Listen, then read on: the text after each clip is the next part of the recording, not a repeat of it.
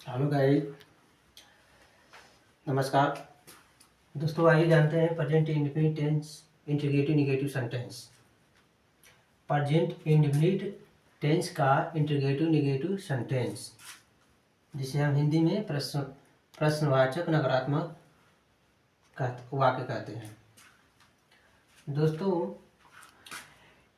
इसमें अनुवाद बनाने का नियम, वाक्यों का अनुवाद बनाने का नियम, एक वचनकर्ता के साथ डज, उसके बाद सब्जेक्ट और सब्जेक्ट के बाद जस्ट, नॉट का प्रयोग करते हैं।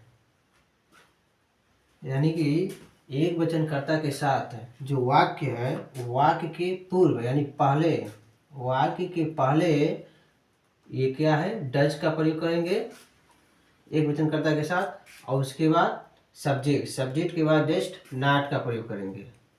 ठीक। अब दूसरा रूल, बहुवचनकर्ता के साथ डू, उसके बाद सब्जेक्ट के बाद जस्ट, नॉट का प्रयोग कर देंगे। और वर्ब का फर्स्ट फॉर्म यानी वर्ब का, क्रिया का फर्स्ट फॉर्म का प्रयोग करते हैं, यानी कि वर्ब का फर्स्ट फॉर्म का प्रयोग होगा। ठीक। जैसे क्या मैं पत्र नहीं लिखता हूँ, इसमें क्या भी है, प्रश्न भी पूछ भी रहा है और नहीं का भी शब्द है। प्रश्न भी पूछ रहा है, नहीं का शब्द है। तो यहाँ पर जो हेल्पिंग वर्ब है डू, इसको वाक्य के सबसे पहले प्रयोग हुआ है।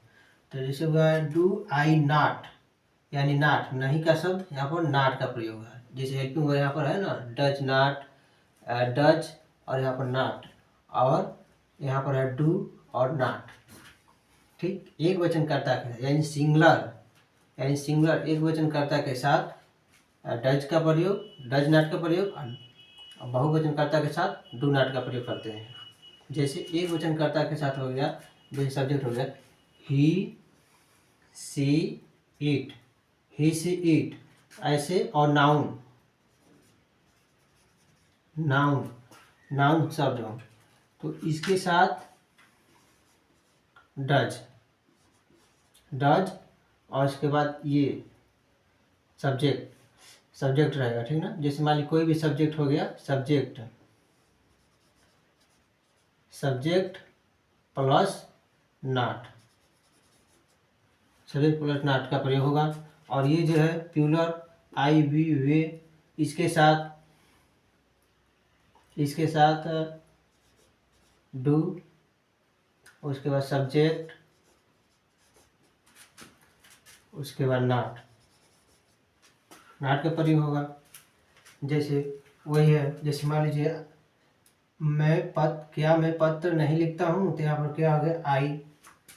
तो ऐसा यहाँ पर आई है, आई मतलब मैं होता है ना। तो do I not write a letter, तो इसका मतलब है क्या मैं पत्र नहीं लिखता हूँ। ठीक। और एक और हो गया, ये हो गया। यहाँ पर प्रश्नवाचक चिन्ह जरूर रहेगा, तभी हम जानेंगे प्रश्नवाचक चिन्ह रहना चाहिए यहाँ पर, क्योंकि ये प्रश्न पूछ रहा है ना, तो यहाँ पर प्रश्नवाचक चिन्ह रहना चाहिए। ठीक।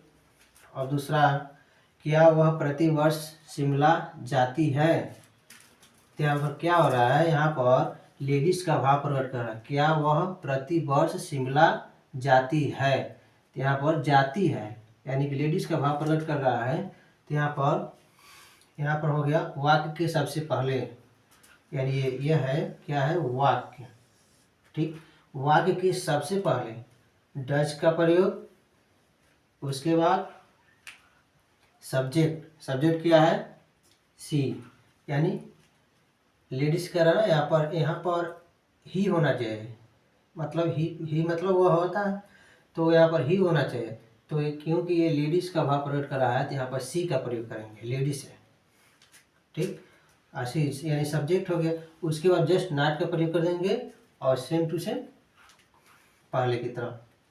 तो go to Shimla every years, क्या हुआ, प्रतिवर्ष शिमला जाती है, हो गया। दोस्तों ये प्रेजेंट इंडेफिनिट टेंस का इंटरोगेटिव नेगेटिव सेंटेंस है।